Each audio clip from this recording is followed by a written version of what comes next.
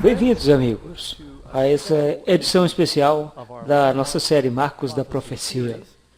Eu estou muito contente que vocês estejam assistindo. Alguns assistem pela televisão ou internet. Nós recebemos e-mails, mensagens no Facebook de pessoas que estão no mundo inteiro. É muito gratificante saber disso. E eu também agradeço a presença do nosso auditório aqui em Albuquerque, no Novo México. Eu me sinto em casa porque já moramos aqui e ainda tenho familiares. E fico feliz de vocês decidirem estar conosco nesta manhã. Muito obrigado. Hoje à noite? Não é noite. Eu estou acostumado a falar isso. A apresentação desta manhã será um especial, não um estudo bíblico regular, onde nós seguimos uma lição.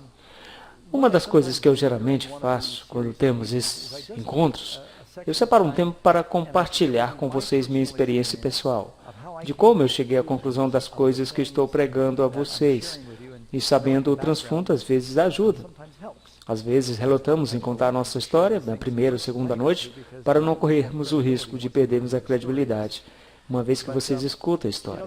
Mas você sabe, sempre há um risco de quando você separa um tempo, 40 ou 50 minutos falando sobre você mesmo, é mais fácil perder o foco do verdadeiro significado que é falar sobre Deus. E sempre há um risco de você conta uma história virar uma história de pescador. O pescador dizendo, uma vez eu peguei um peixe desse tamanho, e continua aumentando, cada vez que conta.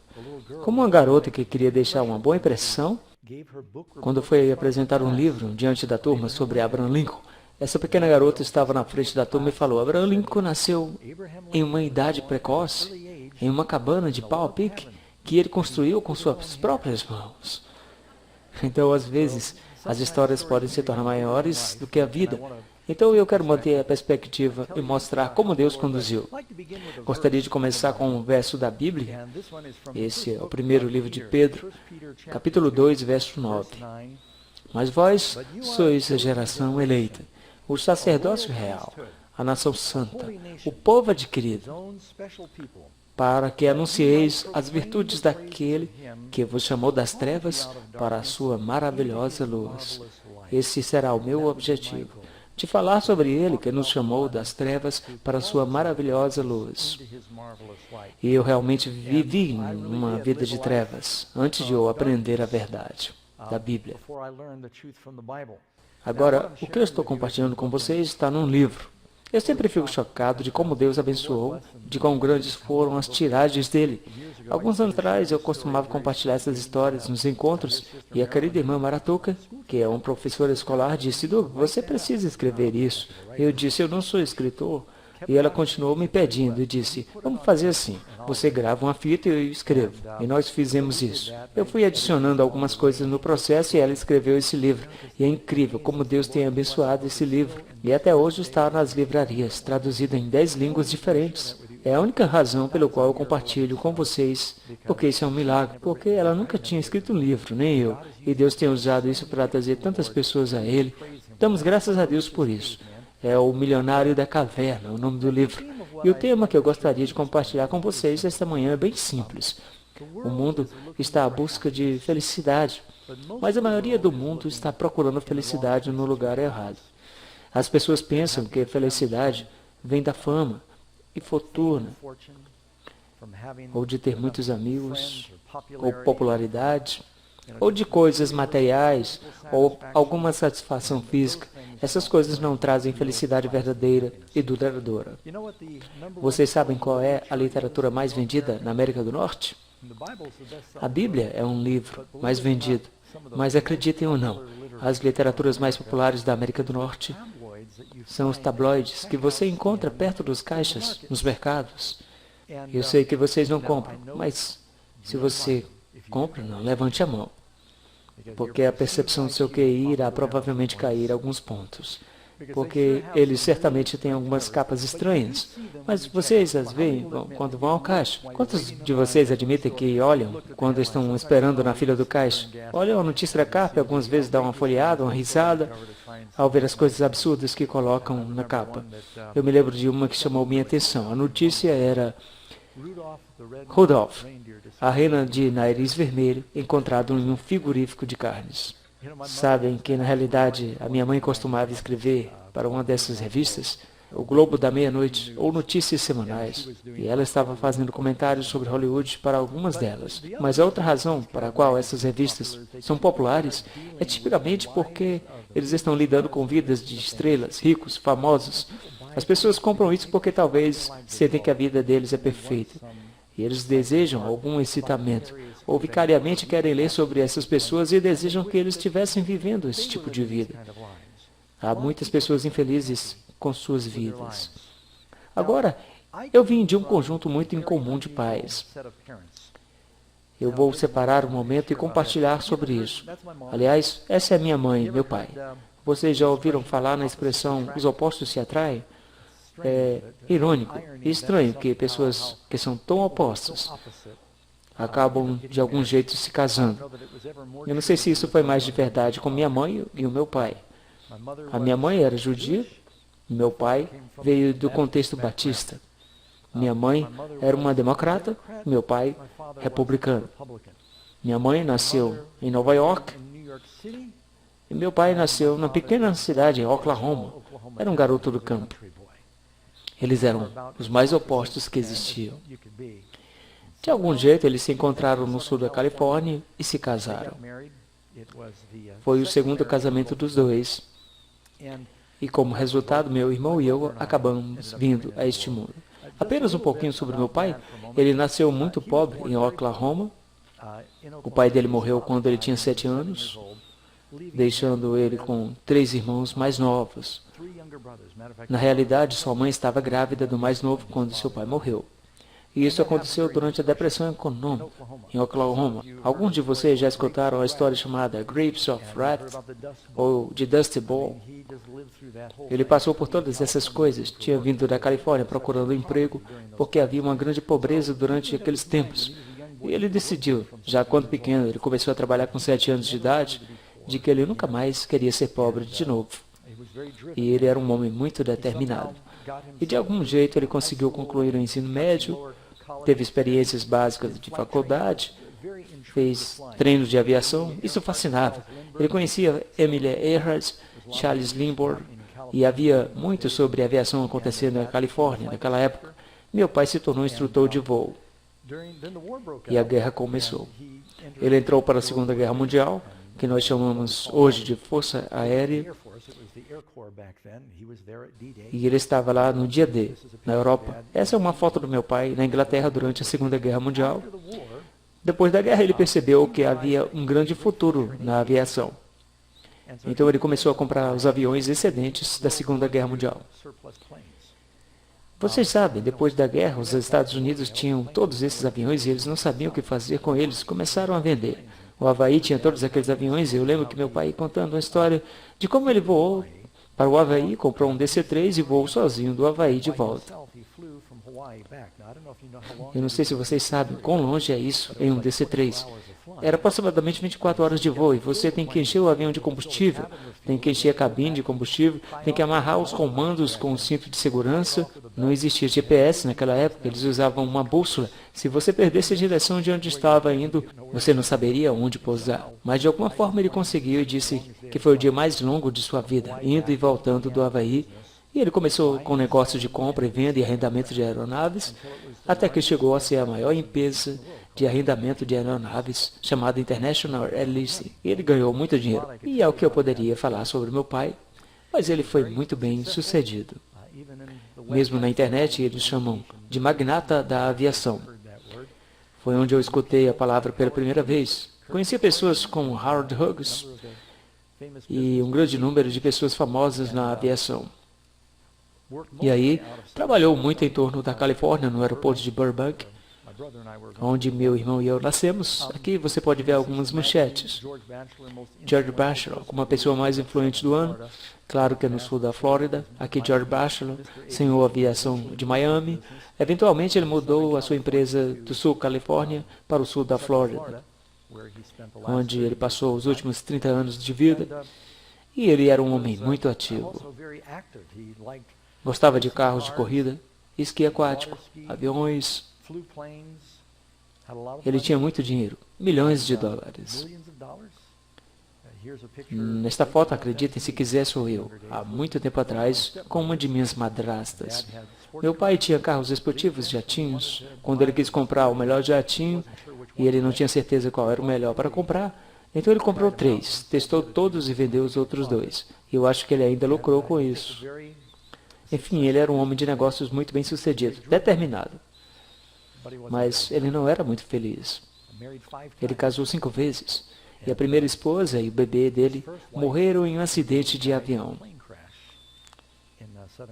no sul da Califórnia. E ele parece estar nesse avião. Ele falou que se estivesse no avião, o acidente não teria acontecido. Então ele teve que enfrentar o sentimento de culpa. Aí eu e meu irmão nascemos. O meu irmão nasceu com fibrose cística. E o meu pai e minha mãe decidiram que eles não deveriam ter mais filhos depois disso. Aqui é quando ele tinha 71 anos. Esse é um recorte do jornal em Miami. Aos 71 anos, pioneiro da aviação, George Batchelor não está pronto para parar. Ele comanda uma das maiores empresas de Miami, pilota um jato, faz corridas de carro, jet ski e está prestes a se casar com uma noiva de 29 anos. Só para vocês terem uma ideia, essa, na verdade, era a esposa número 4. Essa é uma foto dele com a esposa número 3. Sei que estou fazendo agora fora de ordem. Essa era a Betty, ele ficou casada com ele por 30 anos e ela era a Miss Kendrick. Era uma boa mulher, foi minha madrasta. Dei muita dor de cabeça para ela. Era difícil de estar casado com meu pai. Ele sabia o que queria. O trabalho para ele era tudo. Trabalhava regularmente 16 horas por dia, então ele bebia até dormir. Começando na hora do almoço, tomava seu primeiro coquetel, e na hora que chegava em casa ele estava quase totalmente bêbado. Nós sempre ficávamos preocupados se ele estava de bom ou mau humor, e nós corríamos e escondíamos se estava de mau humor. Então, não era assim um lar feliz. Aqui está uma foto do meu irmão. Essa é uma das poucas fotos que eu tenho. Era a esposa número 4. Eu acho que essa foto é quando eles começaram a namorar. Ela tinha 28, 29 anos. Esse é meu irmão Falcon. E meu pai deu nomes de aviões para mim e meu irmão, pois estava no negócio de aviação. Eu não me dei mal, Douglas. Disse McDonald Douglas. A razão pela qual ele escolheu esse nome é que eu nasci perto do aeroporto de Burbank. E bem perto do aeroporto tem um hospital católico e foi lá que eu nasci. Na sala de espera tinha um cartaz e dizia: a única coisa mais rápida do que a cegonha é o McDonald's Douglas. Ele viu isso e pensou que era um bom nome. Douglas, vou chamá-lo assim. E foi o nome que recebi. Até aí não foi tão ruim. Eu posso achar meu nome em um chaveiro, mas o nome do meu irmão era Falcon. E é bem difícil ter um nome de Falcon Batchelor. E tem mais. Apesar de meu irmão e eu termos o mesmo pai e a mesma mãe, ele tinha cabelo vermelho, olhos castanhos, e eu tenho os olhos azuis. Ele tinha sardas e eu não. E eu não tenho cabelo. No mais, nós temos a mesma altura e constituição. Mas Falcon lutou muito porque ele tinha fibrose cística, que causou muitos problemas de saúde para ele. Meu pai, com todo esse dinheiro, a felicidade não vem da abundância de coisas. Ele tinha muito estresse. Naquela época, ele tinha milhares de funcionários. Ficava preocupado o tempo todo o que aconteceria com eles. Ele realmente cuidava bem das pessoas que trabalhavam para ele. Pensava o que aconteceria com eles se perdesse o emprego. E se alguma coisa acontecesse com eles. Essa é minha esposa Karen. Ela é uma médica terapêutica. Estava tentando ajudar meu pai com alguns nódulos que ele tinha nas costas. Mas como meu pai tinha muito dinheiro, ele conhecia vários presidentes, porque ele fazia doações quando eles concorriam a cargos. Assim você tem pelo menos a oportunidade de apertar a mão deles, tirar uma foto, ou fazer uma ligação quando você precisa de algum favor. E esse é meu pai com o Papa João Paulo II. É que a esposa número 4, que aliás recentemente faleceu, alguns meses atrás, ela era italiana e de algum jeito ela conseguiu isso. Acho que o Papa estava fazendo seu jubileu em 2000 e meu pai disse que pagaria pela aeronave. Então, para visitar o Papa, eu acho que custou $2 milhões e aí você pode tirar uma foto também. Então eu estou apenas mostrando como as coisas realmente funcionam. E o meu pai estava tão encantado. Ele me disse que tinha beijado seu anel. E eu disse: pai, eu não me identificava com ele. Ele disse: quando eu encontrei, lá no Vaticano, com toda a pompa e cerimônias. Falando em cerimônia pomposa, você deveria ter visto a festa quando ele se casou com a esposa número 4. O nome dela era Mary. A minha família foi convidada, mas foi bem estranho, porque olha só, a minha esposa, mesmo que ela aparenta ser muito mais jovem, é apenas 6 anos mais nova que eu sou um pouco rodado, por isso pareço mais velho. A esposa do meu pai era mais nova do que a minha esposa. Mas vai melhorar, escuta só. Quando meu pai se casou com Mary, ele tinha um cunhado que tinha 11 anos. E o meu pai tinha 71 ou 72 na época do casamento. Vocês conseguem imaginar isso? Esse é meu cunhado. Mas espere, tem mais. Pegue os seus cartões de crédito. Nós vamos dobrar a sua oferta. A sogra do meu pai era mais nova do que eu. Agora as moças estão pensando, como isso funciona? Mas é verdade. Era muito estranho. Então eu só quero que vocês entendam a minha situação. Eu vim de uma família muito estranha. E nós fomos para o casamento que aconteceu em uma praia, em Miami. Foi em um museu, que era uma mansão. Era algo muito luxuoso. Tinha várias limusines, militares do Valley Park, e as pessoas com seus trajes finos, drinks. Era um casamento altamente elegante da alta sociedade, helicópteros voando, a imprensa. Ali perto havia uma baía, perto de onde o casamento estava acontecendo. No porto onde meu pai tinha um barco, ele tinha um iate que tinha o nome de A Festa Bachelor. Dentro do barco também era muito bonito. E talvez tinha uma foto dessa em algum lugar, quem sabe mais tarde. Mas alguém cometeu o erro de falar para o nosso filho de 13 anos, o nome dele era Daniel, para falar, Daniel, quando você chegar na Flórida e chegar no casamento, você não se esqueça de pular no colo da Maren e falar, vovó, nos conte dos bons e velhos tempos. Eu falei, não fale isso para ele. Ele não fez isso, mas eu acho que ele a chamou de vovó. E isso acabou indo não muito bem. Mas Jesus disse, a vida de qualquer não consiste na abundância do que possui. O dinheiro não é uma boa fundação para a felicidade. Na época que meu pai morreu, ele tinha uma mansão na beira da praia de Miami, vendeu por milhões. Tinha Rolls Royce, Ferraris, todos esses brinquedos, aviões, carros de corrida. E mesmo assim, ele bebia até dormir, todas as noites. Então, quando eu encontro com pessoas que pensam que se tivessem mais dinheiro, seriam mais felizes, eu penso, doce ilusão. Não funciona desse jeito. Jesus disse, não ajunteis tesouros na terra, onde a traça e a ferrugem consomem, e onde os ladrões minam e roubam.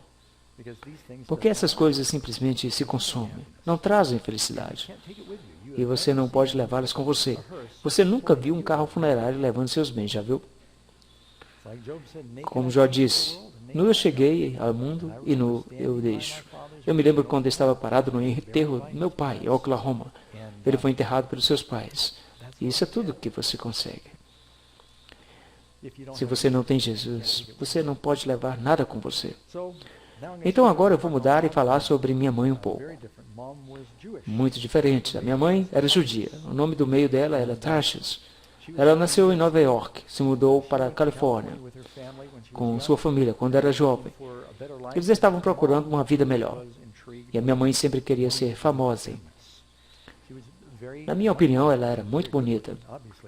E obviamente não puxei minha mãe. Mas ela era muito talentosa.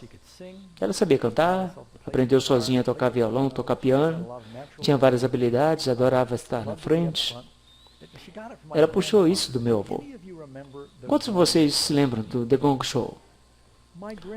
Meu avô participou desse concurso e ele venceu. Então, eu tenho uma família muito comum. Eu já falei isso? De fato, todos os membros da minha família estiveram no noticiário nacional por razões completamente diferentes. Assim, não era incomum de escutar que alguma coisa acontecia e a minha família aparecia na mídia. O meu irmão começou uma campanha para crianças com fibrose cística. Fizeram matéria nacional sobre isso. De qualquer forma, era uma família muito interessante. Ela começou como compositora e quando ela ainda estava na sua adolescência, ela estava compondo para Elvis Presley, escreveu 3 músicas para Elvis. Através da minha mãe, encontrei 3 vezes, na verdade, num show, e outra vez foi numa reunião. E Frank Sinatra. Vocês sabem que quando eu compartilho meu testemunho, os mais jovens nem sabem do que eu estou falando. Frank Avila, alguns lembram de Andy Williams. Ele faleceu apenas há alguns anos atrás. E numa das fotos nas manchetes de Andy Williams, ele estava no palco cantando uma das músicas que minha mãe compôs e deixou minha mãe dançar e eu consegui pegar uma foto. E o nome da música era Pardon, Haven't We Met? Era muito envolvida com Hollywood. E muita coisa era composição de músicas, mas por trás disso a minha mãe, ela ficou realmente famosa. Ela era atriz, alguns de vocês já viram os 10 Mandamentos. Qualquer momento que nós assistimos com nossos filhos, nós dissemos, ali está minha mãe. Ela fez uma pequena participação como escrava. Ela só passa, você não consegue vê-la. Ela teve pequenas participações em grandes filmes de Charles Heston. Na verdade, ela fez 2 filmes com ele. Mas na maioria de suas atuações era como crítica de filmes. Escrevia artigos que estavam na Off-Broadway e ela se tornou muito bem sucedida. Na verdade, ela se tornou a presidente dos críticos de filmes de Los Angeles. Essa é uma posição muito poderosa, porque quando você está nessa posição, se você dá uma boa nota para um filme, alguns de vocês já escutaram Good Morning America, a minha mãe foi uma crítica de filmes nesse programa. E ela tinha um programa tipo Syndication, Rootbusters Hollywood, há alguns anos atrás. Agora estou falando muitos anos atrás. Durante aquela época era uma posição muito poderosa. Se um crítico falava que o filme era ruim, eles perdiam muito dinheiro. E se falasse que era bom, ganhavam muito dinheiro. Então ela conhecia muitas pessoas poderosas e estrelas de Hollywood. Agora quando eu conto essa história, as pessoas... Ah, Doug, você está inventando essas coisas. Ok, vamos ver algumas fotos. Aqui estão as fotos da minha mãe com algumas celebridades. Aqui, Dustin Hoffman. Eu tenho muitas fotos, mas peguei só algumas que vocês ainda podem reconhecer. Essa é uma versão da minha mãe jovem com Sylvester Stallone, Muhammad Ali. Alguém lembra do George Burns, Paul McCartney? Aqui minha mãe está com Warren Day, Jimmy Stewart, Bob Hope, Natalie Wood. Algumas pessoas até achavam que eles se pareciam. Aqui ela está com Sally Field, que ainda está atuando hoje em dia, Clint Eastwood. Está produzindo Paul Newman, Roger Moore, um dos James Bonds. Ela conhece essas pessoas e quando nós crescíamos, meu irmão e eu, nós não tínhamos noção quão famosos eram essas pessoas. Eram compositores famosos, cantores, atores, entrando e saindo em nossa casa. Das duas, uma em Los Angeles e outra em Nova York. E uma coisa que eu percebi é que eles não eram muito felizes. Nós tínhamos alguns amigos, eles eram crianças atores, que cometeram suicídio. Saudáveis, talentosos, inteligentes, bonitos, mas eles eram tão vazios. Eles estavam na televisão, mas eles se mataram. Eu tinha um amigo que ele se trancou na garagem, ligou o carro e se asfixiou, porque ele era muito infeliz. Muitas pessoas em Hollywood têm problemas com drogas. E eu tenho que dizer que o casamento deles não dura tanto quanto o de uma pessoa normal. Então as pessoas pensam, oh, se eu tivesse dinheiro, se eu tivesse talento, eu e meu irmão víamos essas pessoas que não eram tão felizes. Então eu estava pensando, de onde vem a felicidade? E anos depois, quando minha mãe morreu, ela tinha minha idade, 57, morreu de câncer, uma jovem mulher. Karen e eu estávamos na Rússia, nós tivemos que fazer uma viagem de emergência para casa. Ninguém ligou, nenhuma das pessoas de Hollywood ligou. Era apenas eu, minha esposa, meus avós que estavam lá. Ela basicamente morreu sozinha com pouca pompa. Apenas uma pequena mensagem dizendo, Ruth Butcher morreu.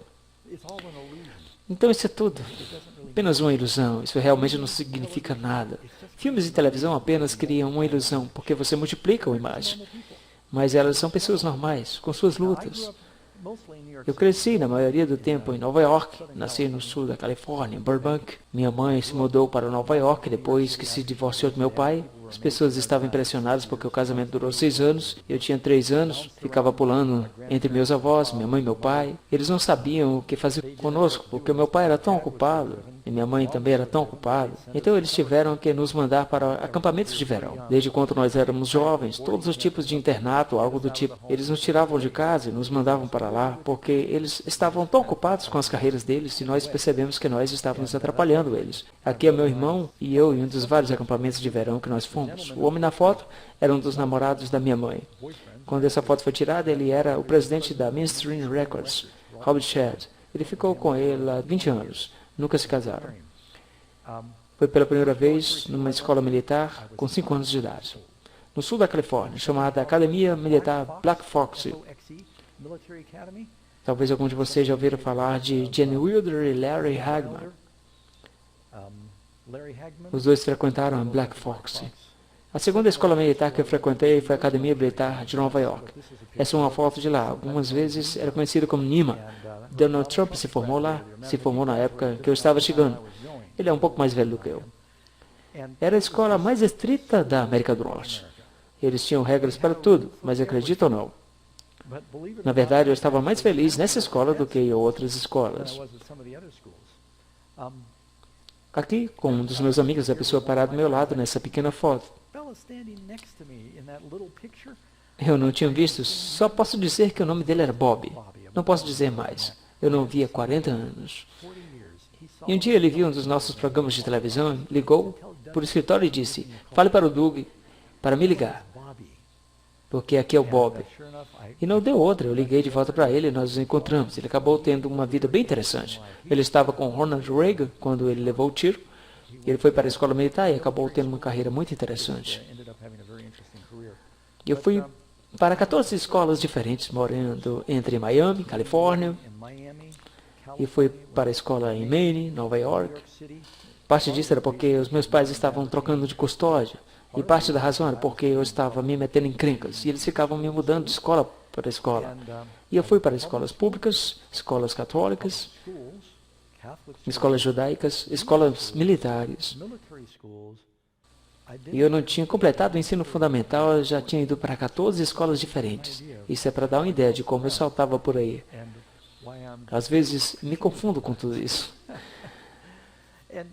E não ajudou que o meu pai e a minha mãe tinham problemas. E o meu pai, um problema com bebida, e minha mãe usava drogas. Eu me lembro de quando eu tinha 13 anos, a minha mãe disse, Douglas, eventualmente eu sei que você vai provar essas coisas. Eu prefiro que você faça em casa. Ela enrolou um baseado e fumou maconha comigo. E isso se tornou mais comum e frequente. Minha mãe, tão animada com isso, tirou uma foto de nós uma vez. Muito frequentemente, em nossa casa, 2 ou 3 vezes por semana, minha mãe e eu fumávamos maconha ou haxixe e tomávamos sorvete. Ela falava que queria que eu fizesse isso em casa. Vocês sabem, eu não fiquei só em casa. E assim eu comecei a ter todos os tipos de problema. Eu mudava de um para o outro. Eu fugi de casa pela primeira vez quando eu tinha 13 anos. Só estava buscando o propósito da vida e costumava pensar em suicídio todo tempo. Porque na maioria das escolas públicas que nós frequentamos, eles falam que Deus não existe. E quando você morre, apenas vive fertilizante, não há propósito.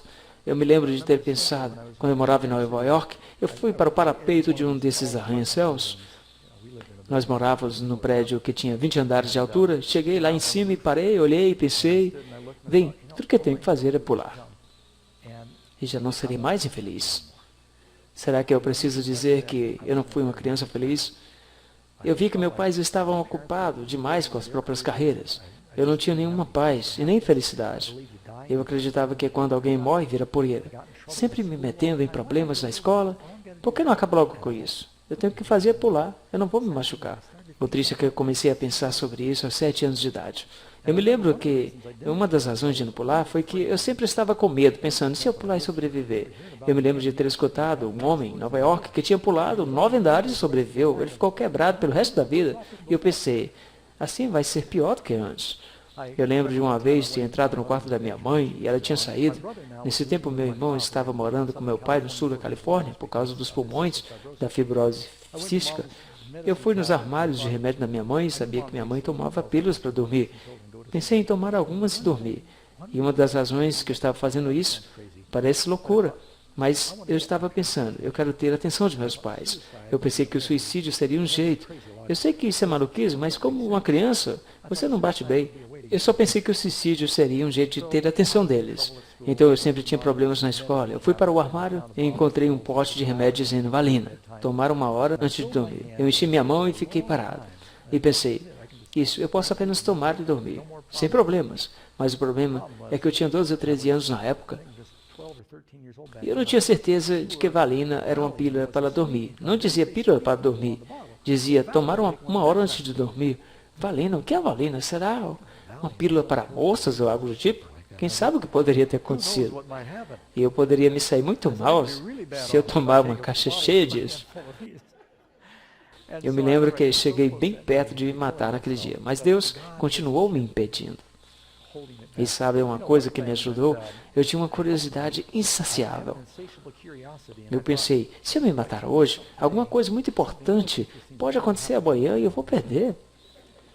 E assim eu adiei o meu suicídio um dia de cada vez, por causa da curiosidade, por anos. Alguns anos depois eu me lembro que minha mãe completou 40 anos. Ela me ligou e falou, sabe, Duke, eu cheguei à conclusão de que minha beleza e talento estão desaparecendo, e eu estou pensando em acabar com minha vida. Aí eu falei, mãe, deixa eu te dizer como eu lido com isso. E nesse momento eu já era cristão e disse, você perde todas as suas opções quando você comete suicídio. Você nunca saberá o que ficará melhor amanhã. Você nunca vai descobrir se você se matar. Então apenas viva um dia de cada vez. Anos depois ela me disse que aquilo realmente a ajudou. Então eu comecei a pensar, sabe? Porque se matar fazendo alguma coisa chata, como pulando de um prédio ou tomando uma mão cheia de remédios, então eu escutei um comercial de cerveja que falava, você só vive uma vez na vida, então agarre todo o gosto que você puder. Eu não estava muito certo do que o gosto era, mas eu pensei, isso parece muito bom. Eu vou me divertir o máximo que puder e vou me divertir até eu me matar. Aí eu comecei a ter uma vida selvagem, sem limites. Quando eu estava morando com minha mãe, nessa altura já usava drogas em casa com ela, e eu descobri onde era seu esconderijo. Em um dia eu fui parado pela polícia na rua. E eu tinha uma faca de mergulho debaixo da minha calça boca de sino. E eu usava a calça boca de sino naquela época. E a polícia me levou para a porta da minha mãe. Aliás, sabe quem morava em cima da gente? O Lloyd Bridges e seus filhos, Pooh e Jeff Bridges, em nosso prédio. E eu só falei isso porque ele era famoso pela sua caça submarina. Eu costumava mergulhar na Flórida e trouxe a minha faca de mergulho para Nova York. Colocava na minha calça boca de sino. Alguém disse isso para a polícia. A polícia me levou para casa. Eles bateram na porta. A minha mãe olha pelo olho mágico. Vê a polícia, vai e joga todas as suas drogas na privada. Ela abre a porta e eles falam, nós só queremos trazer o seu filho de volta e aqui está a faca dele. Nós não vamos prendê-lo, mas certifique-se de que ele nunca saia com isso de novo. Gente, eu me meti no encrenque tanto. Não porque a polícia tinha me pego, mas era porque minha mãe tinha dado descarga em talvez milhares de dólares de maconha e haxixe. Assim nós vivíamos naquele tempo. Assim eu conheci esse aspecto. E quando eu estava morando com meu pai, a especialidade do meu pai era o álcool. Ele morava em uma mansão no sul da Califórnia. E ele tinha um bar completo em casa, com estoque melhor do que alguns bares da cidade. E os meus amigos e eu bebíamos, eu arrumava muita confusão. Comecei a me envolver com roubos, brigas e drogas, comecei a fumar cigarros. Eu estava entrando e saindo da prisão, fugi de casa várias vezes. A minha mãe disse para o meu pai, o Duque precisa expressar a si mesmo. Porque as escolas militares têm muitas restrições, têm muitas regras, ele está se rebelando. Ela continuou, achei uma escola onde não há regras, onde ele pode se encontrar. E eu não sei como no mundo ela conseguiu convencer meu pai a fazer isso. E aí me mandaram para a escola Emen, que tinha um nome de Pinhenge School. Essa é uma escola para os filhos dos hippies, ou sei lá. Não havia nenhuma regra nessa escola. Você não precisa ir para as aulas se você não quisesse. Você não tinha que acordar se você não quisesse. Eles tinham dormitórios mistos. Eu achei algumas fotos dessa época. Eu conhecia todos esses garotos. Eles tinham dormitórios mistos para todas as idades. Falavam, as crianças vão aprender o que eles querem aprender. Apenas coloque eles nesse ambiente. Eu vim de um colégio militar, o colégio mais restrito da América do Norte, para a escola que era mais liberal da América do Norte, dirigida por um bando de hippies. E é verdade, você realmente aprende o que você quer aprender. Nós aprendemos como fazer cerveja de açúcar, trigo, e eu não vou dar a receita completa. Nós aprendemos como fazer LSD, e nós não tínhamos nenhuma regra. E onde você acha que eu era feliz? Na escola militar ou na liberal? Eu era muito mais feliz na escola militar. Algumas crianças tentaram se matar. Tinha esse problema o tempo todo nessa escola liberal. E assim eu estava me metendo em muitas confusões. E o que eu queria era atenção. Eu queria que meus amigos gostassem de mim. Todo mundo quer amor. Eu sentia que ninguém se importava comigo. Então eu tentei muito fazer com que alguém gostasse de mim. Eu fazia praticamente qualquer coisa. Quando eu estava morando com meu pai, essa é uma foto do Google da ilha Pôr do Sol número 1, onde meu pai morava. A casa fica na parte superior dessa foto. É uma casa bem na Bahia. Nós tínhamos 3 barcos no quintal. Era um iate, uma lancha, e eu tinha um barco para velejar. Eu e os amigos com quem eu cresci na ilha.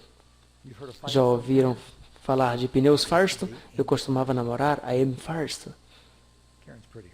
Karen é mais bonita. Vocês já ouviram falar dos aspiradores de pó Hoover? Sandy Hoover era uma das crianças que a gente costumava brincar na ilha. Esses eram as crianças e muitas outras crianças que poderia mencionar. A gente ficava entediado no verão e ia invadir as casas dos outros milionários. Só ficávamos de bobeira. O que você quer fazer? Eu não sei. Por que a gente não invade uma casa? E a gente ia e se desafiava. Sabe, crianças não têm nada para fazer. E a gente invadia a casa, não importava o que a gente roubava. Só roube alguma coisa para mostrar que você esteve lá. Eu roubei uma raquete de tênis. Não significava nada. Então eles começaram a me desafiar. Eu te desafio a invadir a casa enquanto as pessoas estão lá dentro. E você pode ver as luzes acesas. Sabíamos que as portas estavam abertas porque a ilha tinha segurança. Então as pessoas estavam bem relaxadas e a gente invadia e roubava alguma coisa. E eu faria qualquer coisa que meus amigos faziam. Essa história, bem em particular, foi bem interessante.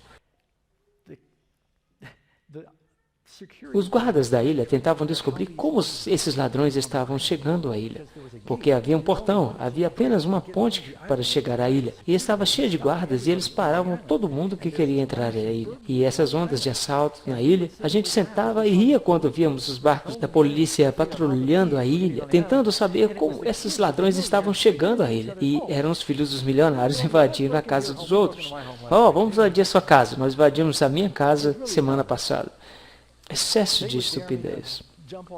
Eles me desafiavam a pular da ponte na água e eu faria apenas para conseguir a atenção deles. E as coisas continuaram progressivamente a ficar pior. Drogas, roubos. Eu comecei a invadir casas de outras pessoas e roubava carros, fugia da polícia e fui para a autoescola várias vezes, mesmo antes de ter carteira, por causa dos problemas que eu tinha. Mas uma coisa interessante aconteceu. Eu finalmente saí de casa quando eu tinha 15 anos e eu falei para o meu pai, a minha madrasta falou, ele sai ou eu saio. Eu não a culpo, eu era realmente um problema. O meu pai me mandou para um dos hotéis dele e falou, você vai ter que morar aqui. Isso não funcionou muito tempo e finalmente eu falei, pai, eu tenho que sair. E ele falou, eu não sei mais o que fazer com você, eu já tentei de tudo. Eu respondi, tenho que descobrir isso por mim mesmo. E eu saí. Virei um mochileiro, com 15 anos, peguei carona e fui para Boston. Fui preso várias vezes e meu pai teve que me tirar da cadeia. A única coisa que ele disse foi que não sabia o que fazer comigo. Então fui para Boston. Eu tinha falsificado minha carteira de motorista. Eu nasci em 57 e mudei a minha data de nascimento para 52. Eu tinha uma identidade falsa que falava que eu era mais velho do que eu era. Daí eu consegui um apartamento em Boston. Comecei a invadir casas e roubar. Roubava carros, usava drogas e tinha um trabalho de meio período como um guarda de segurança. Acredita não, chamado A Inteligência de Boston. Eu trabalhava como segurança à noite e roubava de dia. E era como se eu estivesse de mudança. Enquanto eu estava vivendo assim em Boston, me metendo em vários problemas, eu conheci um amigo que era muito religioso. E ele também era segurança. E descobriu o que eu fazia na parte do dia. E eu falei, Derry, você vai me entregar? Ele respondeu, não, Doug. Eu não preciso te entregar. Seu karma vai te pegar. Como assim? Ele falou, tudo que você faz, volta. Eu disse, Deus não existe. Eu era praticamente um ateísta. A minha mãe era judia, mas sabiam que você pode ser uma judia e ainda ser uma ateísta? Ela era muito orgulhosa de suas raízes judaicas, mas ela não praticava nada de religião. E o meu pai, mesmo que ele tinha sido criado como um batista, era praticamente um agnóstico. Então eu falei, não existe Deus. Eu roubei uma televisão, nada aconteceu comigo. E ele falou, você vai ver. E não muito depois que ele me falou isso, eu acordei no meu apartamento em Boston, e a porta estava aberta. Eu revisei meus pertences e percebi que minha TV tinha sido roubada. e também meu rádio. Fiquei bravo, liguei para a polícia e falei, vocês têm que prender esses ladrões. Eu pago meus impostos para vocês fazerem esse trabalho. Eu estava muito indignado. Comecei a perceber e ver que tudo que eu fazia parecia sair pela culatra. Eu roubava alguma coisa, meus amigos eram todos ladrões. Eles roubavam de mim. E eu roubava alguma coisa e eu geralmente estava chapado e bêbado. E quando eu estava sóbrio, eu me perguntava, onde mesmo que eu pus isso? Ou eu não sabia onde coloquei um dinheiro. Uma vez eu roubei uma coisa, e me lembro de uma vez que eu coloquei minha vida em risco para roubar um rádio. Liguei o fio, mas estava quebrado. Nem funcionava mais. Eu comecei a pensar, tem que haver um Deus. Jesus disse, faça com os outros o que você quer que faça com você. E tudo que eu estava fazendo parecia que estava voltando para mim. O que realmente me convenceu foi uma pequena coisa. Eu fui à casa de uma pessoa. Aliás, eu não parei imediatamente de roubar, eu só tinha dado um tempo. Eu fui à casa de uma pessoa e roubei uma caixa de mix para panquecas. Eu sei que isso é burrice, mas fiz porque era um mix integral para panquecas instantâneas. Vocês veem que idiotice isso era. Porque eu estava bebendo, fumando, eu estava usando drogas, mas como hippie, eu só queria usar panquecas de farinha integral. Lá estava essa caixa novinha de mix para panquecas instantâneas. E isso é antes de existir o código de barras. Eles usavam um pequeno selo redondo. Colocavam esse selo com o preço em cima, $1,19. Eu roubei e naquele dia eu voltei para minha casa. E alguns dos amigos estavam lá enquanto eu tinha saído. Eu tinha acabado de comprar uma jarra de suco instantâneo Tang, novinha. Você se lembra dessa bebida? E meus amigos tomaram toda a jarra. E na jarra vazia estava a tampa. E na tampa estava o selo estampado, $1,19. E eu olhei para o mix de panquecas e olhei para as jarras e pensei, o crime não compensa. E eu comecei a pensar que deveria existir um Deus. Então eu comecei a procurar. Eu pensei, eu preciso encontrar. Qual é o propósito? Daí eu comecei a ir por todas essas diferentes religiões. De repente tornei-me interessado em religião. Eu nem pensava em cristianismo porque eu achava que eram todos hipócritas. Porque você via nas notícias, eles falam sobre os protestantes na Irlanda, brigando com os católicos e vice-versa. Eu concluía, os cristãos são todos hipócritas. Eu ligava a televisão e via esses programas evangélicos. Para mim eles eram uma forma inferior de vida. Deus não tem um bom senso do humor? Agora eu sou um deles. Todos esses chatos e hipócritas. Sabe?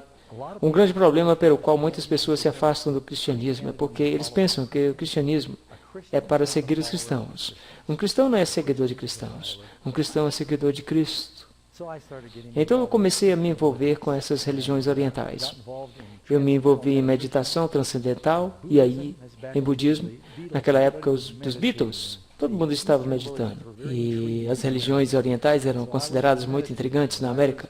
Eu meditava, fazia uma coisa que se chamava ciência espiritual do DNA. E eu peguei um pouco da minha herança judaica e misturei com isso. Eu também tinha ido em colégios católicos, então eu acabei fazendo uma grande mistura de todas essas religiões. E eu sendo o meu próprio Papa, tentando juntar as peças. Eu era muito espiritual. Eu pegava uma parte de uma religião e outra parte de outra religião, e enquanto isso estava acontecendo, eu era muito espiritual, religioso. Mas eu ainda estava usando drogas e bebendo, eu ainda era um escravo dos meus pecados. Não tinha me tornado melhor. Nessa época, o meu pai voou para Boston, e ele fez uma viagem especial, e ele disse, Doug, você precisa voltar para a escola.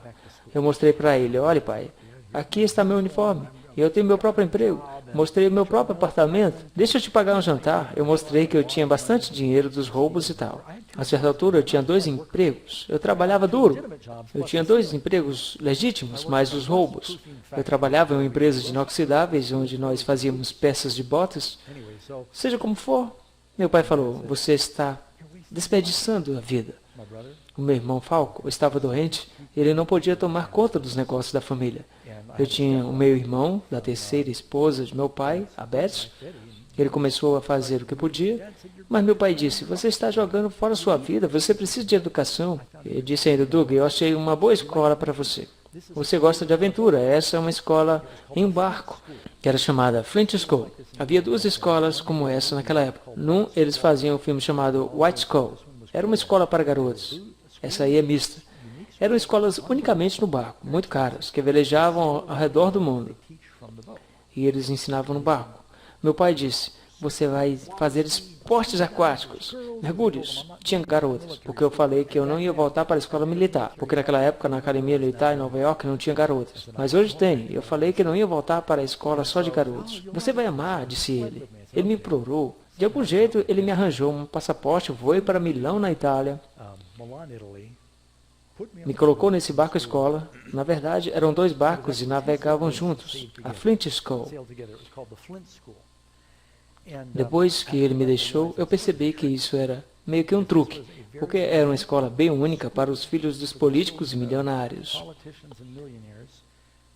Para tirá-los de seu ambiente, eles tinham muitas crianças envolvidas em furtos, armas e drogas nessa época, e eles os tiravam desse ambiente, colocavam em ambiente controlado, ensinavam princípios de negócio, mas eles ensinavam ateísmo. Agora eu era bem espiritual, e eles nos mostravam filmes de Darwin e falavam para a gente ler livros da Ayn Rand, Atlas Shrugged. Eu não sei se vocês conhecem isso. Fala tipo que você é Deus. E eu me rebelei.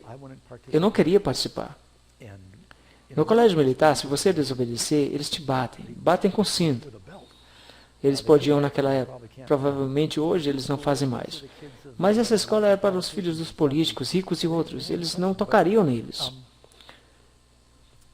Enquanto isso acontecia, eu estava me revoltando. Eu passei por uma religião chamada Shakti, a ciência espiritual do DNA. E eu estava tentando me tornar um com minhas moléculas de DNA, e eu tocava meu gravador no quarto, e o capitão falava, você vai ter que comer no chão se você não participar. Eu falei, ok. Eu comi no chão. Eu perturbava a escola. Eles falavam que eu tinha que ficar no meu quarto, e os meus amigos me traziam comida. E isso continuou por 2 meses. E eu só me rebelei, porque eu pensava que eu tinha sido enganado. Porque eles tomaram meu passaporte, e eu era controlado. Se você fosse preso na Itália ou na Turquia, você teria grandes problemas. Então eu me sentia enganado. Eu tinha sido um adulto, eu morava sozinho em Boston, tiveram uma identidade falsa, e agora eu era uma criança de volta na escola, e eu pensava, o que eu fiz para merecer isso? Então nós tivemos uma experiência interessante. Nós estávamos velejando do norte da África, do Tunis, para o porto de Maó, da Espanha. No meio do caminho, nós pegamos uma terrível tempestade. A água estava entrando, a vela principal quebrou, o vento estava uivando, o capitão estava tendo enjoos, a água estava geladíssima, era época do Natal.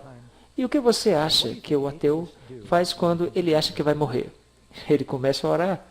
Eu estava fazendo orações. E você faz algumas promessas. Sabe, quando está fazendo algo errado, quando isso acontece. E é claro que medo é uma razão errada de servir a Deus.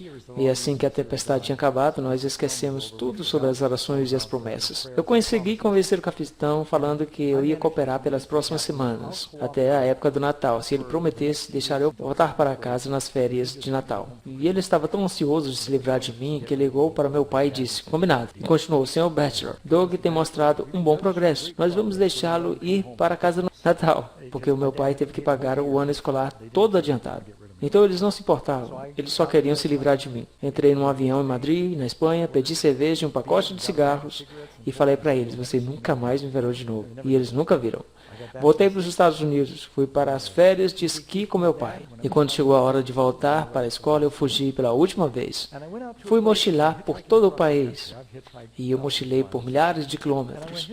Eu mochilei pelo país e encontrei um lugar quando eu tinha 15 anos, visitando meus avós no deserto de Hot Spring Desert, nas montanhas acima de Palm Springs. Há uma montanha bem alta, com mais de 3.000 metros, chamada Monte Santo Jacinto. Na verdade, no caminho para o topo da montanha há uma caverna. Tinha várias cavernas lá. Eu falei, eu vou encontrar Deus na natureza. Agora, no caminho de Palm Springs, algo interessante aconteceu. Eu fiquei preso na rodovia em Oklahoma. Eu estava com frio, com fome. Todos esses caminhões estavam passando e eu estava com um pouco de ressaca, eu estava desesperado. E eu disse, eu tenho que tentar orar. Depois de ficar ali por horas congelando, porque eu tinha umas roupas da Flórida e era dezembro em Oklahoma, estava congelando. Eu orei e falei, Senhor, eu sei que eu tenho sido uma pessoa terrível. E se o Senhor está aí, você, por favor, poderia me ajudar? Eu preciso de ajuda de 4 coisas, por favor. Me ajude com uma carona para onde eu estou indo, a 2.400 quilômetros pela frente. Por favor, me ajude a conseguir alguma comida, eu estava com fome. Me ajude a arrumar algum dinheiro. Eu havia perdido todo o meu dinheiro bebendo e jogando sinuca. Eu orei por uma carona com uma pessoa normal, porque eu já havia recebido carona de muitas pessoas estranhas. Assim que eu terminei de orar, o próximo veículo veio, parou, me pegou, me levou até o meu destino final em Palm Springs e pegou para mim todo o caminho até lá, o que eu não havia pedido. Eles me deram $40 quando eles me deixaram. Compraram minha comida por todo o caminho, tudo que eu orei a Deus. Ele tinha me dado. Eu pensei, mas que coincidência. Mas eu tinha que escutar ele ou pular fora do carro. Então eu escutei ele, mas pensei, a Bíblia é um conto de fadas. Agora eu vou encontrar a Deus através da natureza. Então me mudei para essa caverna afastada, nas montanhas do deserto. Essa era uma foto de Palm Springs naquela época, metade do caminho onde eu morava. Só para vocês saberem, essa montanha é uma das maiores montanhas do sul da Califórnia. Tem 3.300 metros de altitude e eu não sei qual a altitude desse pico aqui. 10.000 pés, 3.030 metros, para ter uma perspectiva. Palm Springs é no nível do mar, então parece muito mais alto. E na metade do caminho, bem no pé dessa montanha, na base da foto tem uma caverna ao lado de um riacho. E eu queria achar Deus através da natureza, então me mudei para essa caverna. Ali eu morei por mais ou menos 1 ano e meio. Eu só não queria ficar perto de pessoas. Eu estava tão cansado das pessoas de Nova York e eu não me dava bem com as pessoas. Decidi que eu apenas iria tentar achar Deus através da natureza. Eu tirei toda a minha roupa, coisa que não era tão incomum naquela época, acredite ou não. Eu não era o único. Eu descia para a cidade umas 2 vezes por semana com uma panela. Aliás, eu colocava as roupas. E uma vez eu esqueci de fazer isso. Mas é uma outra história que eu não tenho tempo para contar. Eu pegava minha comida e voltava para casa. Ou eu mendigava comida na lixeira atrás do mercado.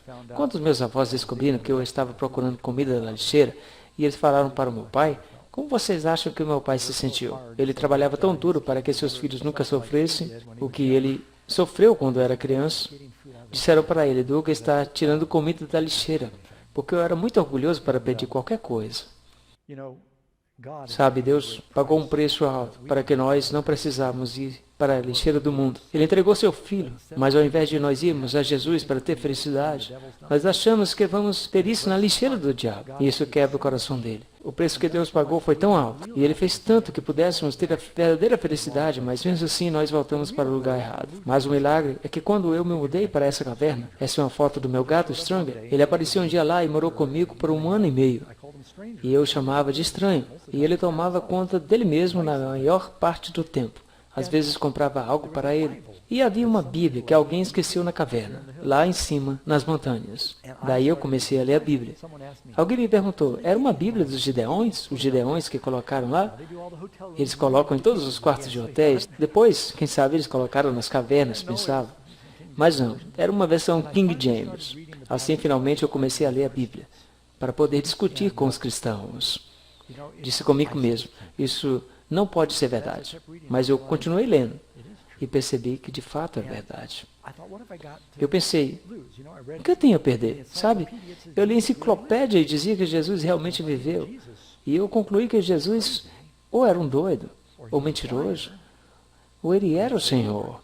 Eu acho que C.S. Lewis diz que ou ele tem que ser um lunático, mentiroso, ou é o Senhor. Essas são as únicas opções no que se refere a Jesus. Ele realmente existiu, sabemos o que ele ensinava. Ele seria ou um trapaceiro, ou ele era um insano. Eu fiquei espantado quando eu estava lendo a Bíblia. Com frequente eu lia alguma coisa na Bíblia e descobria, é escrita na parede, é daqui que vem a expressão na Bíblia. Virar outra face, foi Jesus quem falou isso. Nunca tira a primeira pedra, Eu não tinha ideia de que foi Jesus quem tivesse dito isso.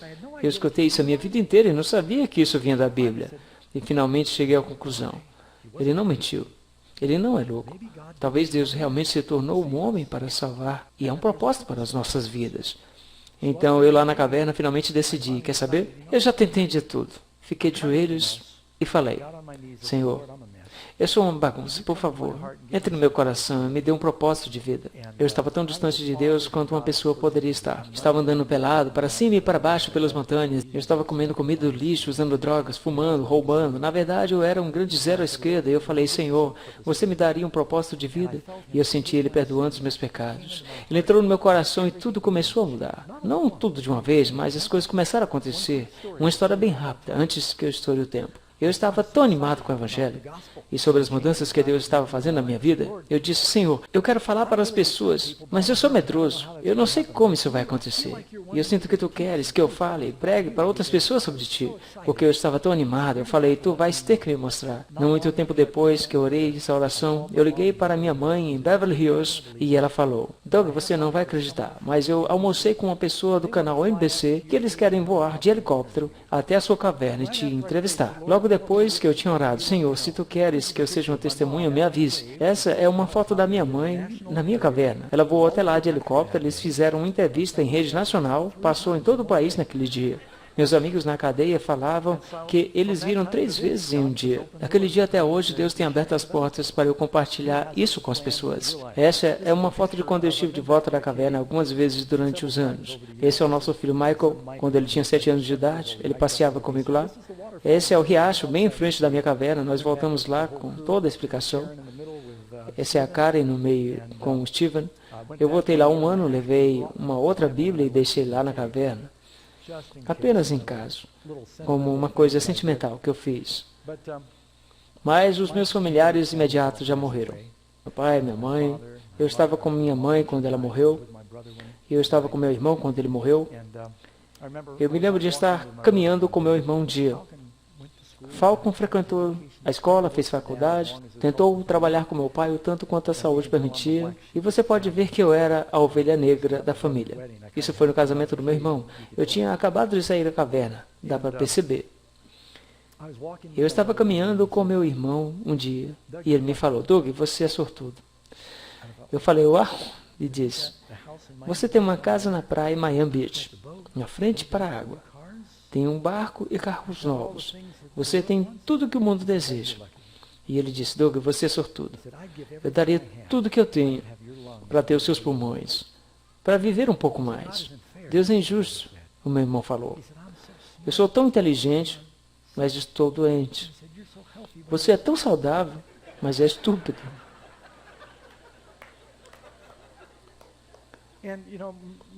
E meu irmão basicamente disse, eu sei que estou morrendo. Eu sei que daria tudo se eu pudesse viver um pouco mais. E eu não me importaria com mais nenhuma coisa, nem com fama, se eu pudesse viver um pouco mais. E eu nunca esqueci quando nós tivemos essa conversa. E eu estava do lado dele, segurando sua mão, orando com ele quando ele morreu. Ele disse, Falcon, você quer que eu ore com você? Ele costumava me provocar quando eu orava. Ele dizia, ok, Doug, você vai orar pela comida. Ok, vai em frente, blá, blá, blá. Obrigado pelo molho. Ele me zoava. Mas sabiam que quando ele estava morrendo, eu disse, Falcon, você quer que eu ore? Ele falou, sim, por favor. Mas do que adianta ganhar todo mundo? Se você é famoso, se você tem fortuna, se você não tiver vida, você não tem nada. Meu irmão daria tudo por um pouco mais dessa vida. E, no entanto, muitas vezes relutamos em abandonar algo e deixar Jesus tomar conta de nossa vida e termos vida eterna. Ele quer lhe dar essa vida, mas você tem que pedir a Ele. Ele tem um plano para você. Ele quer te mobilizar. E eu gostaria de orar com vocês antes de encerrarmos. John, você pode vir e cantar com aquele? Obrigado. Quero te convidar, se você nunca fez isso antes, vocês que estão assistindo, se vocês ainda não tomaram a decisão de pedir para Jesus tomar sua vida, eu gostaria de orar com você agora mesmo para que você tome essa decisão. Nós estaríamos doar depois que o John cantar. Pai Celestial, eu oro para que cada pessoa aqui tome sua decisão e se entregue a Jesus. Que venham do jeito que estão e digam, Senhor, ative o seu plano para nossas vidas. Nos dê a paz e a verdadeira felicidade, que não vem da fama ou da fortuna, mas que vem do conhecimento de Ti. Nós oramos em nome de Jesus. Amém. Take my life and let it be conceived